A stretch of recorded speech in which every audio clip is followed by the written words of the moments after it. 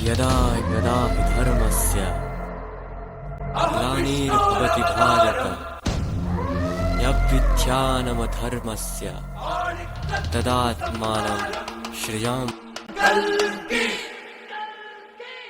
अनंत ब्रह्मांड की गर्भ में बसा एक जीवधारी ग्रह जो युग युगांतर से शिरमार्ग पे घूम रहा है। आज कृष्ण पक्ष गुरु और शनि त्रिकोण अवस्था में अपने उच्च आसन पर आसीन है। गगनचुंबी हिमालय के गोद में बसा संभारा नगरी संसार के सारे तामसिकता से दूर। जब चंद्र अपने तेज खो रहा था तभी माता सुमति के घर में आनंद का तेज जन्म लिया एक दिव्य शिशु और कालखंड ने जिसका नाम रखा कल्कि।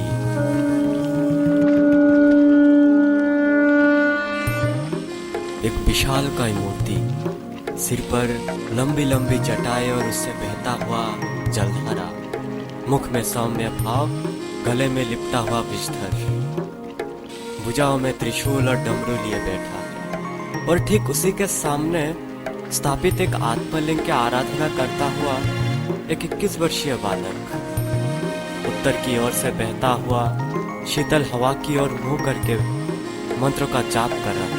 वह उसके घुंघराले बालों में गथे मोर पंख को सहलाते हुए जा रहा था, लेकिन यह हार मांस कपा देने वाले हवा का मानो उस पे कोई प्रभाव ही नहीं, मानो उसका शरीर वज्र का बना। और ये वही युवक है संसार ने जिसे कल्कि नाम से नवाजा था। दूसरी तरफ इस संसार के विकारों से अस्तित्व में आ रहा था कलिपुरुष, जिसने समुद्र मंथन के दौरान कालकूट विष से अपने देह खो दिया था। वो अपने भौतिक रूप में तो नहीं था, लेकिन अपने शक्तियों से इंसानों पर काबू जरूर पा सकता था। कलियुग के शुरू से ही वो अपना प्रभाव दिखाने लगा था। लोगों के मन को ग्रसित करने के लिए 4 शक्तियों का उपयोग करता था। वो लोगों के मन में विकारों का उत्पन्न करता था, जो लोभ, मोह, काम, क्रोध के रूप में लोगों को अकाल मृत्यु की ओर ले जा रहा था। और उसी मृत्यु से उसे प्रबल होने का शक्ति मिलता था। समय के साथ साथ वो अपने शक्तियों का उपयोग उन मनुष्य पर करता गया जो अपने मन को काबू ना कर सका। धीरे धीरे लोग कली के चक्कर में बसता गया और कली प्रबल होता गया। दूसरी तरफ समय आ गया था योग निद्रा में लीन 7 चिरंजीवियों में से एक गुरु परशुराम को जागृत किया जाए। आखिर कल्कि को अपना शिक्षा भी पूरा करना था। कैलाश के उस गुफा के सामने जब अचानक एक शंखनाद हुआ, गुरु परशुराम अपने योग निद्रा से उठकर अपने जीवन के अंतिम कार्य की ओर अग्रसर हुआ। कल्कि ने जब गुरु परशुराम को गुरु कहकर संबोधित किया, आंखों का तेज और बदन वज्र का देखकर परशुराम भी समझ गए कि वो निश्चित ही भगवान विष्णु का अवतार ही है।